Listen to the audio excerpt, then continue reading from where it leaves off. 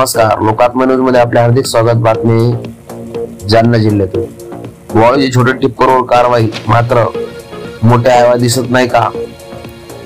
तालुका police station हद्दीमध्ये सर्रासपणे सुरू असलेले अवैध धंदे बंद करण्याची मागणी केली जात आहे। 2 ब्रास वाळूच्या टिप्परवर कारवाई, डीबी पथकाचे विलास आठवले यांना मोठे अहवाल दिसत नाही का? पोलीस अधीक्षक हे तालुका पोलिसाच्या डीबी पथकाकडे लक्ष देणार का? दिनांक 23 फेब्रुवारी 2025 रोजी police head constable Vilas Athawale यांनी केवळ 2 ब्रास अवैध वाळू वाहतूक करणाऱ्या टिप्पर क्रमांक MH38 AX 3338 यावर कारवाई केली।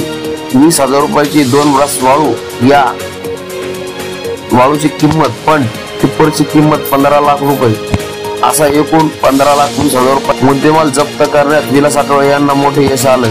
डीबी पथकाचे विलास आठवले यांना तालुका पोलीस स्टेशन हद्दीतील वाळूचे मोठे अहवाल दिसत नाही का, असा प्रश्न जनसामान्य व हद्दीतील नागरिकांना पडत आहे। जाफराबाद तालुक्यातील नुकताच झालेल्या टिप्परच्या दुर्घटनेत 5 व्यक्ती मृत्युमुखी पडले आहेत। दिवस रात्र वाळूची चोरटी वाहतूक सुरू असून त्याकडे पोलीस निरीक्षक सुरेश उनोने व तालुका जालना पोलीस दुर्लक्ष करत नाही ना, असे यावेळी कारवाईकडे पाहून दिसत आहे। ही कारवाई पोलीस निरीक्षक सुरेश उनोने यांच्या मार्गदर्शनाखाली विलास आठवले तसेच राम शिंदे यांनी केली। या कारवाईत टिप्पर चालकाकडे रॉयल्टी तसेच वाळू वाहतूक बाबत कुठली परवाना नसलेले समजते। यामध्ये गाडी मालक सुरेश पांडुरंग घारे यांच्या सांगण्यावरून चालक बालाजी शिवाजी घारे,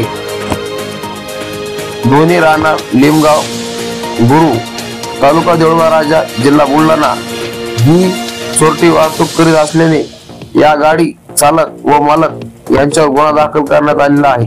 गौण खनिज वाहतुकीचे विना परवाना चोरटी वाहतूक विक्री करण्याच्या उद्देशाने मिळून आलेले त्यांच्या विरुद्ध तालुका पोलीस स्टेशन येथे गुन्हा नोंद करण्यात आला आहे।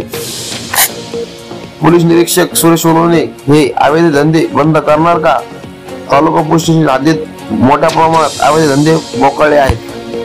लोकात्मा न्यूज चॅनलसाठी प्रतिनिधी तरंग कांबळे, जालना।